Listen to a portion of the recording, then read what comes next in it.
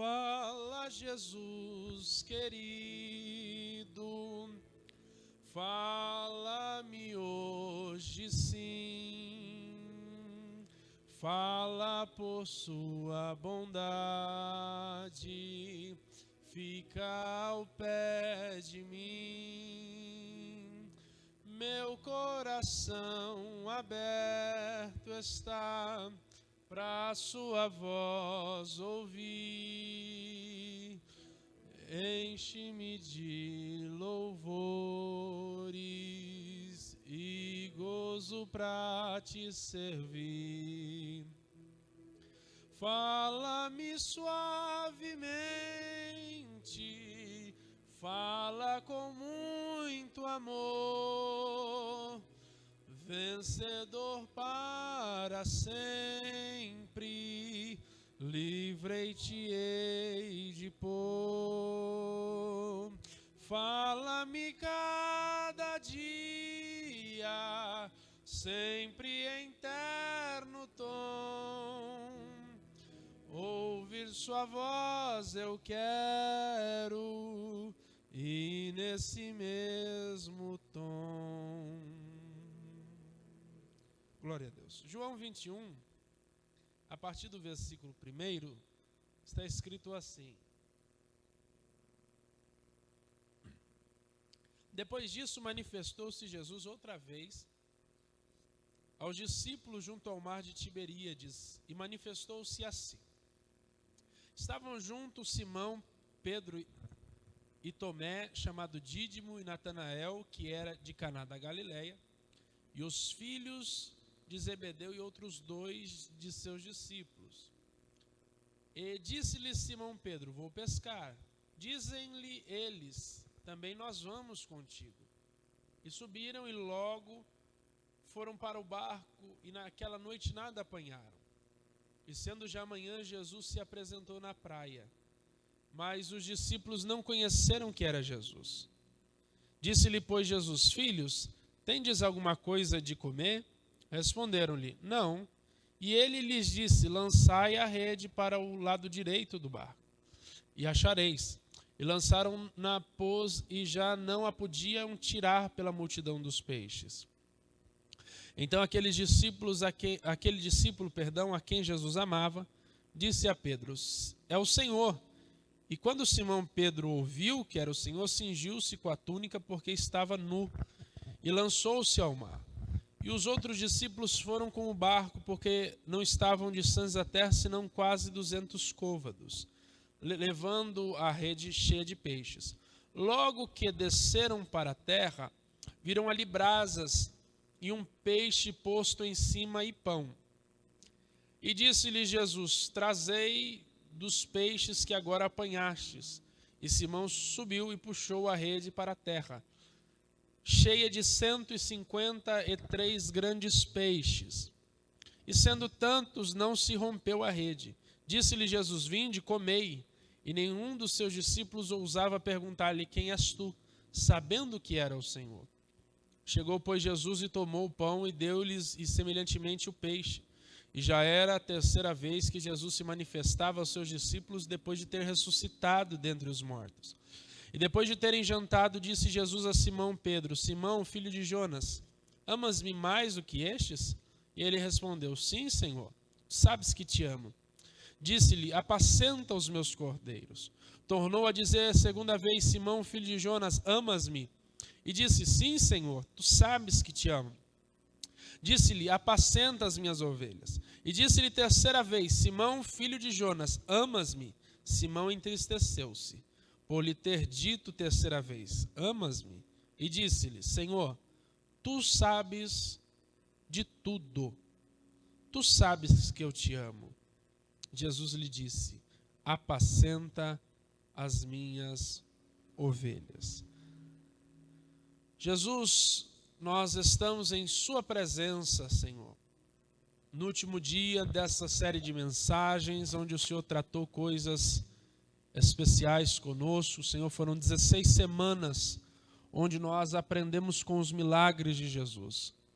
Sela, Senhor, esta noite, esteja conosco e manifesta, Senhor, a tua graça sobre nós. É o que nós lhe pedimos e desde já te agradecemos. Amém. Queridos, eu quero falar com os irmãos essa noite sobre precisamos de um resgate. Precisamos de um resgate. Falar da vida do apóstolo Pedro é falar de alguém que foi chamado por Cristo para uma grande obra. E desde o início, em seu primeiro encontro com Jesus, o propósito da vida de Pedro estava claro para ele. Pois em Lucas 5, no versículo 10, Jesus olha para Pedro e diz que de agora em diante ele seria pescador de homens. E a partir dessa chamada de Jesus para Pedro e outros 3 discípulos que estavam presentes na ocasião, o discipulado de Pedro ele é marcado por altos e baixos. Nós vemos isso numa rápida observação da história de Pedro ao longo dos evangelhos. Ele vai ter acertos e erros como é natural da vida de cada um de nós. Tanto que em Lucas 9, versículo 18 a 20, ele vai dizer para Jesus: tu és o Cristo, Filho do Deus vivo. E Jesus vai dizer para ele: bem-aventurado é tu, Simão Barjonas, porque não foi carne e sangue que te revelaram, mas foi o Espírito de Deus. E Pedro, além de acertar, erra, como em Marcos capítulo 8, versículo 32, onde Jesus começa a dizer que tinha que passar pelo processo de morte, pelo processo da dor. E Pedro chama Jesus de lado e começa a repreender Jesus, para que ele não fosse tão duro consigo mesmo. E Jesus olha para Pedro e diz: para trás de mim, Satanás. Então, Pedro ele tinha esses estados de acerto e de erro, como é natural da vida humana. Inclusive, Pedro acerta e erra no mesmo cenário. Porque em Mateus capítulo 14, versículo 22 a 32, no meio da tempestade, Pedro anda sobre as águas. A gente costuma dizer que Pedro foi o que não teve fé e afundou, mas ele foi o único que teve coragem de descer do barco e andar sobre as águas. Mas no mesmo cenário onde Pedro anda sobre as águas, Pedro afunda, porque presta atenção no vento em volta. Então, no mesmo cenário, com a diferença de minutos, Pedro acerta e erra. Porque a carreira, o discipulado de Pedro é marcado por altos e baixos. Mas nós podemos nos perguntar: Jesus não sabia que Pedro iria errar tanto? E a resposta é sim, lógico que ele sabia. Porque Jesus é dotado de algumas características, entre as quais nós podemos destacar a onipotência, a onipresença, a imutabilidade e a onisciência. E dentro da onisciência há uma característica chamada presciência, que é saber de tudo antecipadamente. E nós podemos ler, o irmão pode ler em casa com calma o Salmo 139, dos versos 1 a 10, que Deus sabe de todas as coisas, inclusive as nossas palavras, antes que elas nos cheguem à boca. Então Deus sabia que Jesus sabia que Pedro ia errar. E por que Jesus escolhe a Pedro? E não há uma resposta simples para isso. A única resposta que nós podemos dar é que Jesus amou a Pedro. Porque é a mesma questão que se levanta quando pergunta: por que Deus me escolheu? Por que Deus nos escolheu? É impossível, irmão, eu explicar para você porque Deus foi com a sua cara. É impossível explicar sequer o porquê Deus foi com a minha cara. E a única explicação possível é que Ele nos amou. E isso deve ser o suficiente. Ainda que nós falhemos ao longo do caminho, Ele nos amou. E isso foi suficiente para Ele nos escolher. Mesmo que nós não sejamos merecedores deste amor que Cristo derramou por nós, ao nos escolher. Mas a escolha de Deus é soberana e inexplicável. Por que Deus nos escolheu? Porque Ele quis. Por que Ele quis? Porque Ele é soberano. E o fato de ser soberano permite a Ele fazer o que Ele quer, sem consultar a ninguém. Agora, em Lucas, capítulo 22, versículos 54 a 62, nós temos o erro definitivo de Pedro, que vai levar ele a esse cenário de João, capítulo 21, que nós lemos. Esse cenário onde ele quer abandonar tudo. É o erro que leva Pedro a jogar a toalha, porque após negar Jesus por 3 vezes, ele é tomado de culpa e tristeza. Jesus está sendo julgado na casa do sumo sacerdote, e nesse julgamento Pedro está do lado de fora. E perguntam 3 vezes para Pedro: você é aquele que andava com o Nazareno. Você andava com Jesus. Você anda como ele, você fala como ele, você estava junto dele. Pedro nega 3 vezes. O galo canta. E por incrível que pareça, quando o galo canta, depois da 3ª vez, Jesus sai. E no momento em que Jesus sai, ele encara Pedro. Parece que o olhar de Cristo sabe quando nos pegar. E a partir daí nós vemos que Pedro, ele necessita de um resgate da parte de Deus. E que se Deus não o resgatasse, ele se perderia para sempre. E de tempos em tempos as pessoas precisam de um resgate da parte de Jesus, da condição em que nos encontramos. Nós não somos obra terminada. Eu costumo dizer isso, que na igreja o ideal é que todos nós andássemos com uma plaquinha no peito assim: desculpe os transtornos, estamos em obras. Porque nós não somos obra acabada, nós não somos obra terminada. E se Deus não tiver misericórdia de nós, em meio às nossas crises, nós já teríamos jogado tudo para o alto há muito tempo. E as coisas não aparecem do nada, irmão. Os sinais de alerta vão aparecendo no caminho. É nós que não damos atenção. O exemplo simples é que quando nós estamos no carro, acende a luzinha no painel. Geralmente o homem diz assim: não é nada, eu conheço o meu carro. Aí passa 1 mês, 2, 3, o carro dá pau. Mas tem 2, 3 meses que a luz no painel está acesa. Nós é que às vezes não damos atenção aos sinais que aparecem no painel da vida. E só damos atenção quando já está quebrado ou muito próximo de quebrar. Se nós fizermos a manutenção preventiva, é muito mais fácil contornar o problema. Não espere, irmão, a situação estar completamente desgastada para tentar recuperar o que está quebrado. Porque é muito mais simples fazer a manutenção preventiva do que mandar arrumar um carro que já deu PT. Isso é perca total, amém? Não é o partido, não. Senhores, e Pedro precisava do resgate da parte de Jesus. E nós também precisamos de um resgate, primeiro, quando nós queremos desistir. Olha o versículo 3. Disse-lhe Simão Pedro: vou pescar.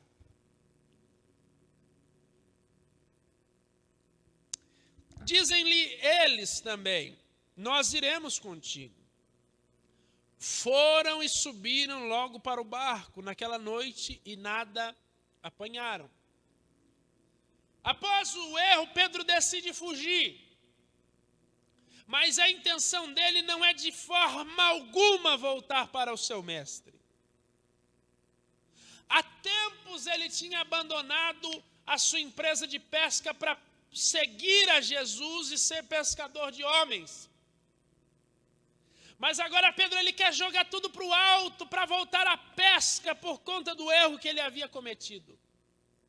Pedro já tinha deixado essa vida para trás, mas ele errou e quer desistir. Ele tropeçou e quer voltar para a condição anterior. E muitas pessoas não suportam errar. Não sabem usar de misericórdia consigo mesmas. Elas não precisam de ninguém para atacar pedra nelas, pois elas mesmas fazem o serviço e se autocondenam. Chegam num ponto de cobrança e de pressão que nem mesmo elas suportam. E não conseguem se perdoar por aquilo que Cristo já as perdoou. Não conseguem usar de misericórdia para consigo. Não conseguem se perdoar. Não conseguem olhar para si com olhar de misericórdia. São diferentes da mulher adúltera, que tem uma multidão de fariseus querendo tacar pedra.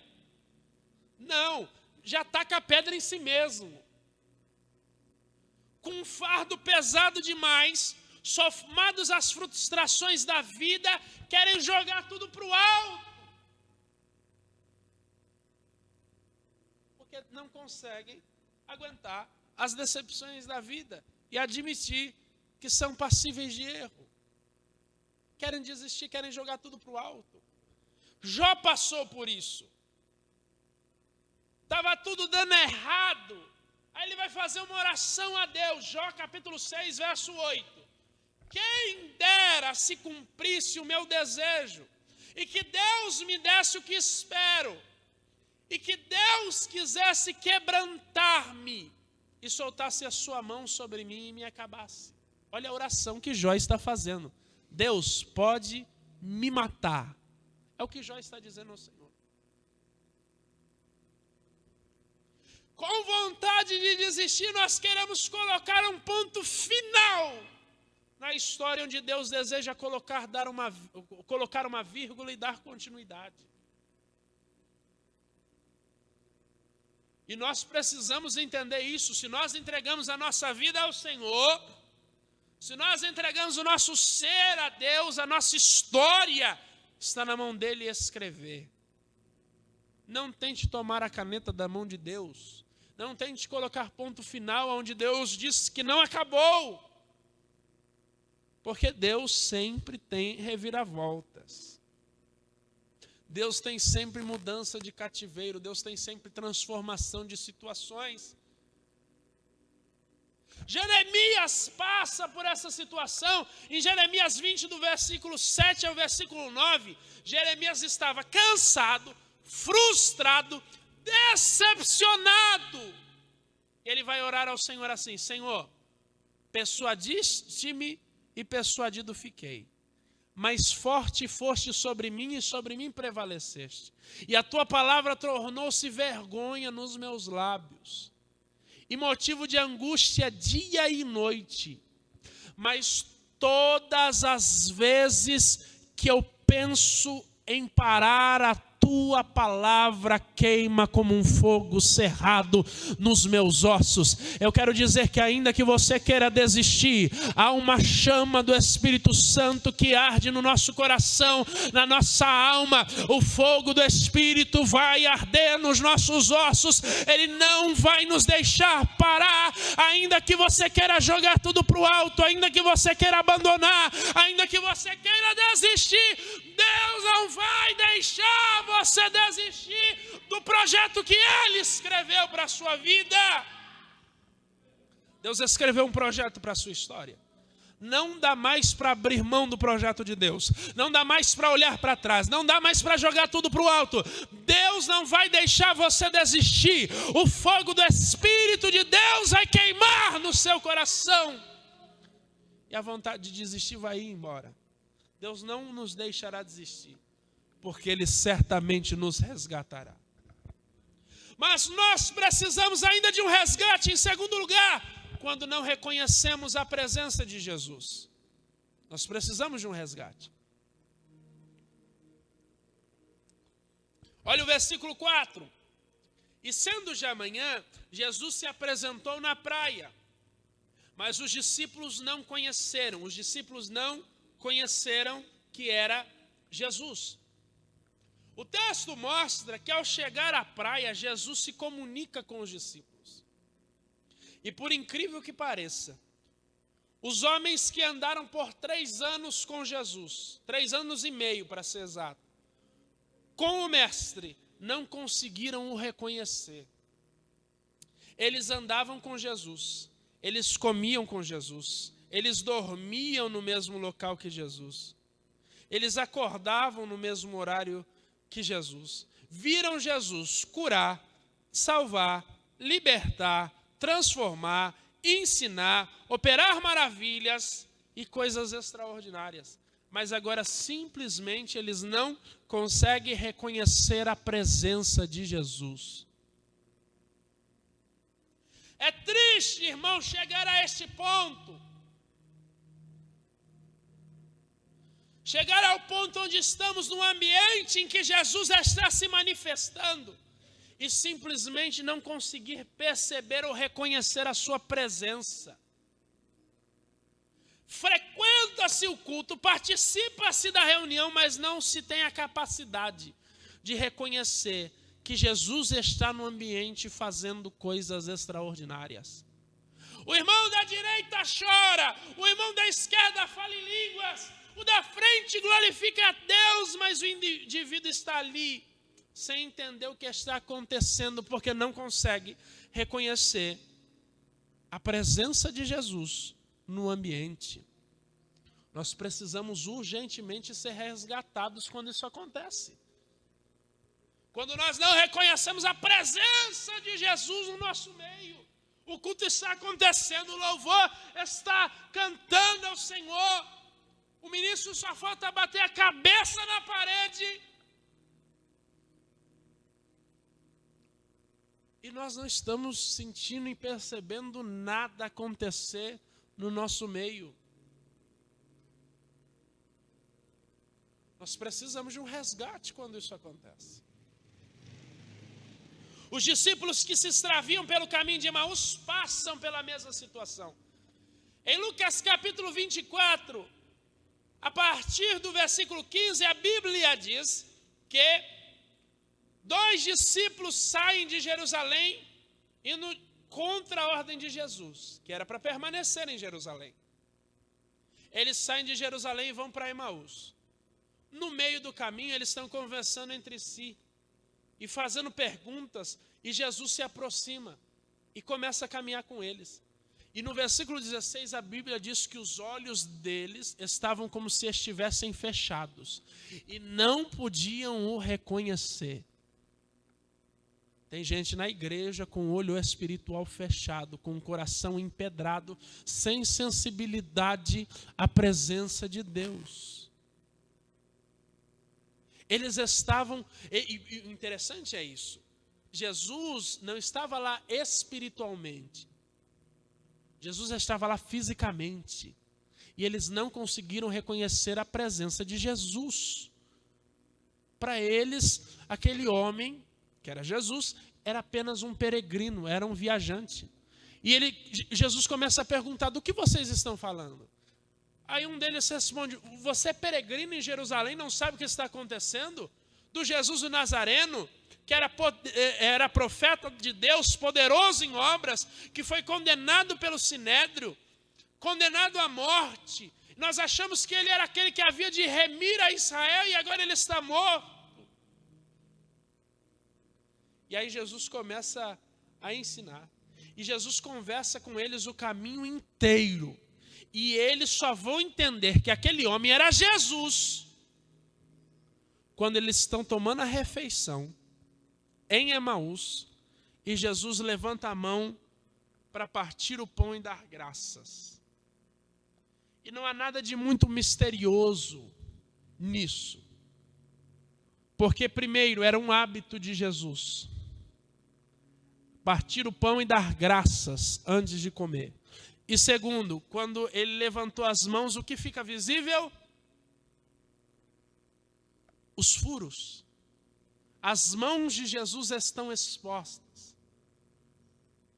Quando eles veem as marcas dos pregos, eles reconhecem que estavam diante da presença de Jesus. O que falta às vezes é nós reconhecemos as marcas dos pregos que furaram as mãos de Jesus. O sangue que comprou o nosso livre acesso para louvar e para engrandecer o nome de Jesus. Nós não podemos aceitar estar longe da presença de Jesus, até porque Cristo se entregou para que fôssemos reconciliados com Deus e pudéssemos ter esse livre acesso. Nós não podemos ficar passivos diante da insensibilidade espiritual, da incapacidade de sentirmos a presença de Jesus. E há momentos que nós entramos num automático tão violento, que nós entramos e saímos do culto da mesma maneira que entramos, sem perceber Jesus no nosso meio. Mas é tempo de voltar a sentir a presença de Jesus, porque Jesus está presente nos cultos, onde há 2 ou 3 ele está no meio. E se há pessoas que vieram buscar e adorar o nome de Jesus, alguma coisa diferente vai acontecer.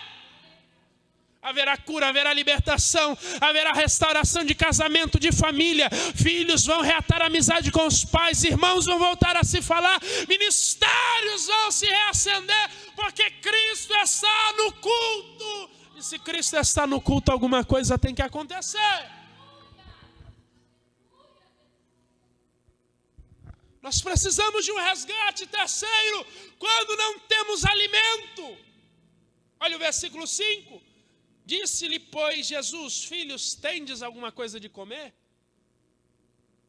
Responderam-lhe: não. O cenário da pesca maravilhosa de Lucas capítulo 5, quando Pedro foi chamado pelo Senhor, se repete aqui. Se repete aqui da mesma forma. Pois novamente os discípulos que trabalharam a noite inteira, a noite toda, não tem nada para comer. Trabalharam, se esforçaram, se empenharam, mas novamente não tinham alcançado nada, porque da mesma forma que em Lucas 5 Jesus não tinha chegado, em João 21 faltava Jesus. E onde falta Jesus, o trabalho é ineficiente. Onde falta Jesus, o trabalho não tem progresso. A falta de alimento, mesmo em excesso de trabalho, acontece quando doamos mais do que buscamos. Eu estou falando de alimento espiritual. Quando nós doamos mais do que buscamos, nós temos falta de alimento. Tem gente que só pensa em fazer, tem gente que só pensa em produzir, tem gente que só pensa em realizar, em doar, mas não se preocupa em ter momentos a sós com Deus. Não se preocupe em ter um particular com o Senhor. E olhe para mim, não há ninguém intocável. Não há ninguém é super-herói. E não tem necessidade de recarregar a energia, recarregar a bateria. Todos nós precisamos buscar o alimento da palavra de Deus e ter um tempo de qualidade com o Senhor. O problema é que a sociedade quer criar super-heróis que, independente do que aconteça, precisam sempre estar na ativa. Mas há momentos que precisamos nos recolher a sós com Deus. Nunca despreze isso, o particular com Deus, porque o palco, a visibilidade é resultado dos bastidores. Nós precisamos passar tempo de qualidade com o Senhor. Nós precisamos nos recolher a sós com Jesus para nos alimentar, fortalecer a nossa vida para termos o que oferecer. E há certos tipos de crentes que parecem ter tudo, menos comunhão com Deus. Você pede uma oração? Não tem. Você pede um hino? Não tem. Você pede uma palavra? Não tem. Não tem alimento algum para oferecer. E não adianta o crente que tem comunhão com Deus e se preocupa com a sua intimidade com o Senhor, sempre terá alimento para oferecer, mesmo que seja simples. Pode ser a pessoa com maior dificuldade para falar na face da terra. Se você tem intimidade com Deus, você tem uma palavra. Pode não ser uma aula de teologia, mas tem uma palavra. Você pode ser desafinado, mas se tem comunhão com Deus, tem um hino. Pode ser doído de ouvir, mas se tem comunhão com Deus, o hino cura. O hino abraça a alma, o hino renova e toca quem está ouvindo. Pode ser terrível de ouvir, mas se tem comunhão com Deus, gera fruto. Agora, nunca se tem nada, por quê? Porque não se alimenta. E quem não tem comunhão com Deus não tem o que oferecer, não tem palavra, não tem hino, não tem oração, não tem intercessão, não consegue visitar, não consegue fazer nada. Porque não tem comunhão com Deus. E quem não tem comunhão com Deus não tem o que oferecer.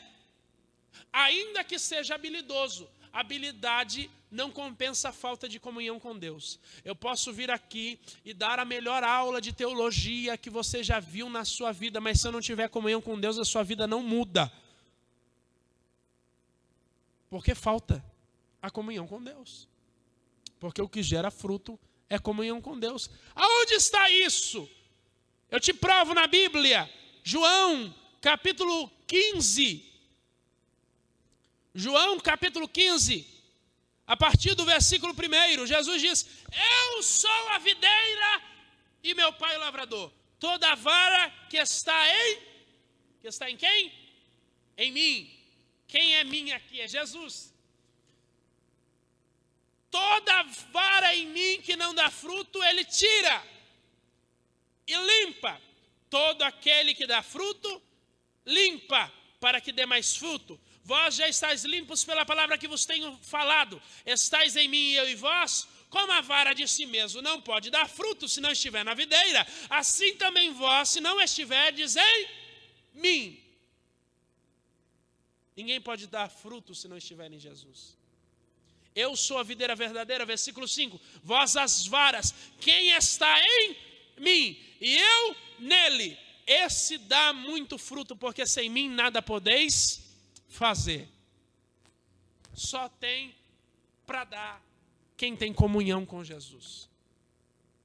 Se você nunca tem uma palavra, se você nunca tem oração, se você nunca tem um hino, se você nunca tem nada para oferecer a ninguém, eu sinto lhe dizer que a sua comunhão com Jesus está fraca. Porque quem está nele, ainda que seja uma pessoa simples, fala, nós fumos, nós voltemos, tem uma palavra. E é uma palavra que gera fruto. Tem uma oração, e é uma oração que gera fruto. Tem um hino, e é um hino que gera fruto, porque quem está nele gera fruto. Gera fruto. Simples. E não adianta. Nós precisamos ter comunhão com ele. E ele nos alimenta através da sua palavra. Mateus capítulo 4, versículo 4. O diabo está interrogando Jesus, tentando ele. E aí o diabo vai chegar para ele e dizer, se tu és filho de Deus, transforma essas pedras em pães. Jesus olha para ele e responde, nem só de pão viverá o homem, mas de toda a palavra que sai da boca do Senhor.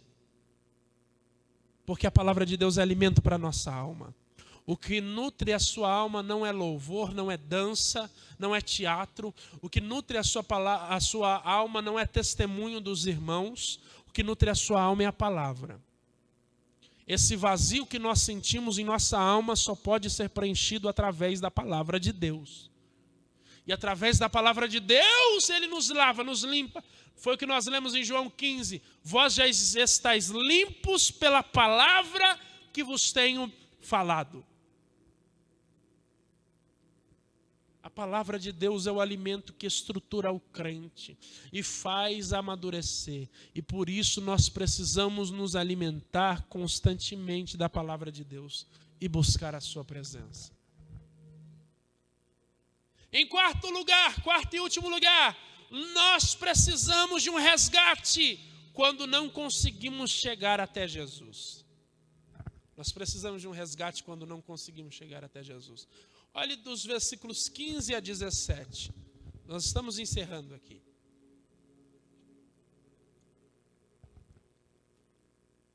E depois de terem jantado, disse Jesus a Simão Pedro: Simão, filho de Jonas, amas-me mais do que estes? E ele respondeu: sim, Senhor, tu sabes que te amo. Disse-lhe: apacenta os meus cordeiros. Tornou-lhe a dizer segunda vez: Simão, filho de Jonas, amas-me? Disse-lhe: sim, Senhor, tu sabes que te amo. Disse-lhe: apacenta as minhas ovelhas. Disse-lhe terceira vez: Simão, filho de Jonas, amas-me? Simão entristeceu-se por ter lhe dito terceira vez: amas-me? E disse-lhe: Senhor, tu sabes de tudo, tu sabes que eu te amo. Jesus lhe disse: apacenta as minhas ovelhas. Pedro está se sentindo culpado. E já à beira da praia, ele está sentado com os discípulos e Jesus, e Pedro está se alimentando. E Jesus está com tudo preparado. Quando os discípulos chegam à praia, já havia peixe sendo cozido, o pão em brasa já estava pronto. Era só os discípulos sentarem e fazerem a refeição. E quando Pedro está se alimentando, eles já estão terminando de jantar. Jesus se aproxima de Pedro. Isso que é o mais interessante, o mais extraordinário, na verdade. Quem precisava era Pedro. Quem precisava de Jesus era Pedro. E quem vai atrás de quem? Jesus vai atrás de Pedro, para mostrar que Deus não abre mão de nós, porque Ele nos ama. Jesus chega em Pedro e pergunta por 3 vezes: Pedro, tu me amas? E alguém pode não entender o porquê Jesus pergunta a ele por 3 vezes. Mas há no grego uma interpretação muito mais profunda nesse diálogo entre Jesus e Pedro. No grego nós temos no mínimo 4 palavras para amor. Elas são ágape, filéu, eros e estorgeu. E nesse texto aparecem 2 palavras para amor, que é a palavra ágape, que é o amor sacrificial, e nós temos o filéu, que é o amor de amigo. E há uma diferença no que Jesus está perguntando e o que Pedro está respondendo. Porque nós usamos a palavra amo, amar, para tudo. Os gregos não, eles têm palavras específicas. E Jesus está olhando para Pedro e dizendo: Pedro, você me ama, só que com amor ágape. É como se Jesus perguntasse para Pedro: você me ama a ponto de dar a sua vida por mim? Você se entregaria totalmente por mim, Pedro? E aí Pedro responde com filéu. E é como se Pedro respondesse essa pergunta de Jesus como eu gosto do Senhor. Só que Jesus não se dá por vencido e chega mais uma vez para Pedro e pergunta: Pedro, você me ama? Com ágape, novamente. Você daria sua vida por mim, Pedro? Você se entregaria totalmente por mim, para mim, sem reserva? E Pedro novamente responde com filéu: Senhor, eu gosto do Senhor. Aí a última desarma Pedro, porque agora Jesus vai tocar na ferida. Jesus vai colocar o dedo na ferida de Pedro e vai olhar para Pedro e perguntar novamente. Só que agora Jesus pergunta com filéu. É como se ele olhasse para Pedro e perguntasse: Pedro, pelo menos gostar de verdade de mim, você gosta? E aquilo entra como uma flecha no coração de Pedro e ele se entristece. E ele olha para Jesus, talvez em meio às lágrimas, eu imagino, porque a Bíblia diz que ele está triste, e responde para Jesus: tu sabes de tudo. E Pedro, por incrível que pareça, novamente responde com filéu. Ele está dizendo: Jesus, eu estou sendo sincero desde a primeira resposta. Tu sabes de tudo. Tu conheces o meu coração. O Senhor sabe que eu gosto do Senhor. Agora, qual que é a diferença? Já que, mesmo mudando a pergunta, Pedro mantém a mesma resposta. Qual é a diferença agora? É simples. Jesus desceu até onde Pedro estava. E agora ajudaria Pedro a subir novamente. Porque quando o pecador não consegue encontrar o degrau de cima para chegar até Jesus, Jesus consegue encontrar o degrau de baixo para descer até onde o pecador está. Mesmo que seja o abismo mais profundo, o salmista diz no Salmo 139, ainda que eu fizesse a minha cama na profundeza do abismo, até ali a tua mão me encontraria. Não há abismo profundo o suficiente, não há caverna escura o suficiente, onde a mão de Deus não consiga entrar para nos resgatar e nos tirar da escuridão, para nos transportar das trevas para a sua maravilhosa luz. A diferença é que agora Jesus desce para pegar Pedro pela mão e levantar e fazer ele subir novamente, degrau por degrau, e auxiliar ele nessa retomada. Por quê? Porque Deus é o nosso refúgio, a nossa fortaleza. Ele é o nosso socorro bem presente na angústia. Portanto, não temeremos, ainda que a terra se mude, ainda que os montes se transportem para os mares, ainda que as águas rujam e se perturbam, ainda que os montes se abalem pela sua braveza. Há um rio cujas correntes alegram a cidade de Deus, o santuário das moradas do Altíssimo. Deus está no meio dela, não se abalará. Deus ajudará já ao romper da manhã. Os gentios se embraveceram, os reinos se moveram, ele se levantou à sua voz e a terra se derreteu. O Senhor dos exércitos está conosco. Eu quero repetir isso: o Senhor dos exércitos está conosco. O Deus de Jacó é o nosso refúgio. Vinde e contemplai as obras do Senhor, que desolações tem feito na terra. Ele faz cessar as guerras até o fim da terra, quebra o arco, corta a lança, queima os carros no fogo. Aquietai-vos e sabei, vou repetir: aquietai-vos e sabei que eu sou Deus. Serei exaltado entre os gentios, serei exaltado sobre a terra. O Senhor dos exércitos está conosco. O Deus de Jacó é o nosso refúgio. Deus vai nos resgatar, não vai nos deixar desistir, nos dará o alimento que nós precisamos, se achegará até nós para nos resgatar de onde nós estivermos, porque Ele não abre mão de nós. Se você puder dar uma provocadela no seu vizinho, diga para ele: Deus não abre mão de você. Deus não abre mão de você. Mesmo que você mesmo abrisse mão de você, mesmo que a tua família tenha aberto mão de você, mesmo que os teus amigos tenham aberto mão de você, Ele nos resgata. E aprenda a reconhecer os sinais, porque quem clama encontra socorro. Pedro estava afundando, Mateus capítulo 14, eu já encerro aqui. Estava afundando, quando ele afunda, ele clama: Mestre, salva-me!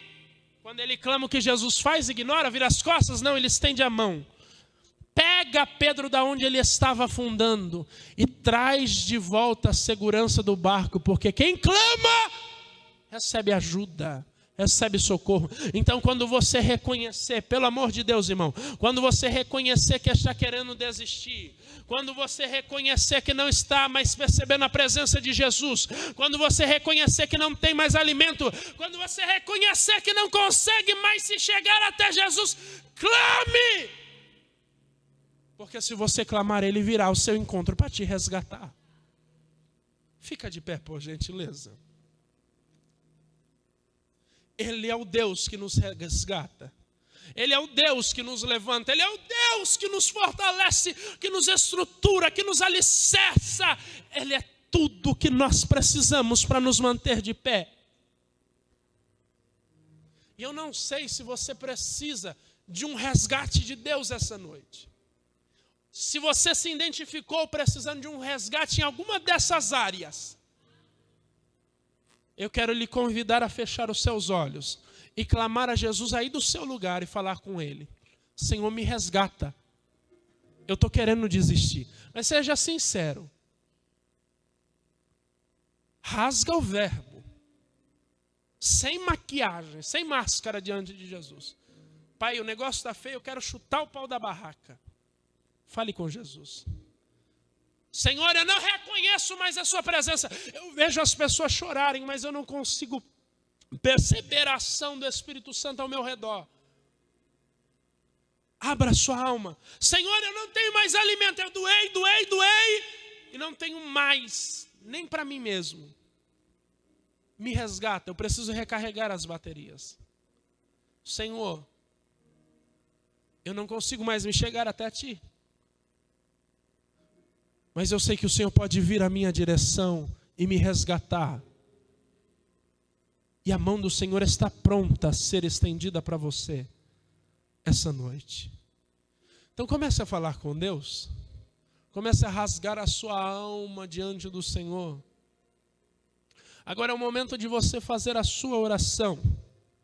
Se você quiser chorar, chore. Se você quiser andar pela igreja, ande. Se você quiser se ajoelhar, ajoelhe. Mas tenha o seu particular com Deus. Eu sei, e isso deve estar bem marcado no encerramento dessa série de mensagens, que Jesus quer nos resgatar. Eu creio absolutamente que o último milagre de Cristo nos relatos bíblicos não foi a pesca maravilhosa, mas a restauração de Pedro. Porque não existe milagre mais extraordinário do que ver um homem sendo restaurado por Jesus. O camarada está na sarjeta, na pindaíba, jogado às traças, querendo jogar tudo para o alto. E Jesus vem e estilhaça as defesas daquele homem. E quebra os muros da resistência. E como uma flecha atinge o coração do homem. E faz ele se dobrar diante da presença de Jesus. Deixe Jesus quebrar as suas defesas aqui essa noite. Deixe a mão de Deus quebrantar o seu coração. Faça um compromisso com o Senhor em oração para não sair do mesmo jeito que você entrou. Comece a falar com Deus. Comece a fazer a sua oração. Senhor, nós estamos diante de Ti, Senhor, crendo que o Senhor